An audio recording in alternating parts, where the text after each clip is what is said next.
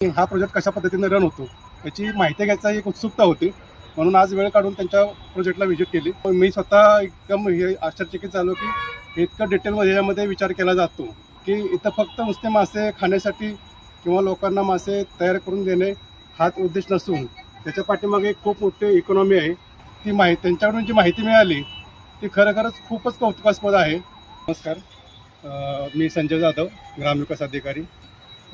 खूप दिवसापासून चिंचोपेकर सरांच्या या लाईव्ह फिशच्या प्रोजेक्ट संदर्भामध्ये ऐकून होतो आणि याची माहिती घ्यायच्या इंटेन्शननं मी आज इथं त्यांना भेटलो. आणि खरं तर फक्त सुरुवातीला एवढंच माहीत होतं की इथं जिवंत मासे आपल्याला आपल्या नजरेसमोर काढून ते बनवून आपल्याला खाण्यासाठी मिळतात, एवढीच फक्त माहिती होती. परंतु ज्यावेळेला इथं प्रत्यक्ष त्यांच्या प्रोजेक्टला व्हिजिट दिली की ह्याच्यामध्ये नक्की त्यांचा मोटो काय आहे, त्यांचं ज्यावेळेस ही माहिती पूर्णपणे घेतली तेव्हा लक्षात आलं की इथं माशांचे अनेक प्रकार असतात.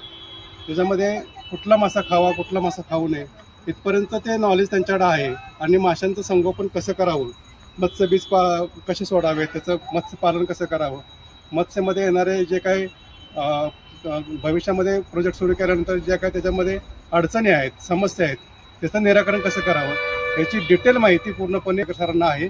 हे नॉलेज पाहून मी स्वतः एकदम हे आश्चर्यचकित झालो की इतकं डिटेलमध्ये यामध्ये विचार केला जातो. जी लोक मत्स्यपालनाचा व्यवसाय करतात किंवा शेततळ्यांमध्ये मत्स्यबीज सोडून मत्स्य प्रोडक्शनचं काम करतात, त्यांनी सुनील सरांना भेटलं पाहिजे, नॉलेज घेतलं पाहिजे.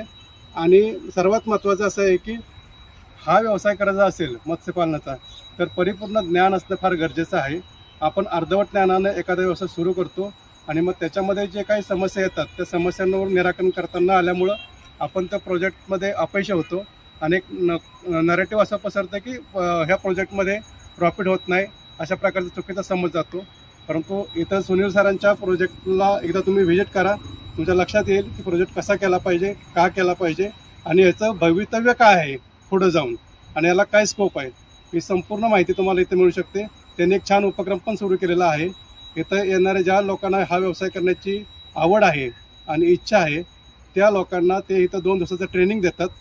रेसिडेन्शियल ट्रेनिंग असतं, त्यात पूर्णपणे नॉलेज देतात. आणि ज्या माणसाला काम करण्याची इच्छा आहे त्याच्यामध्ये एवढा कॉन्फिडन्स डेव्हलप करतात की तो त्याच्या व्यवसायामध्ये कधीही अपयशी होऊ शकत नाही. चिंचोपेकर सरांच्या या प्रोजेक्टला माझ्याकडून खूप खूप शुभेच्छा. आणि त्यांचं काम पूर्ण जिल्ह्यामध्ये असं मोठ्या पद्धतीनं विकसित व्हावं ही एक अपेक्षा व्यक्त करतो आणि त्यांना पुन्हा एकदा शुभेच्छा देतो. धन्यवाद सर, तुम्ही खूप चांगला फीडबॅक दिला.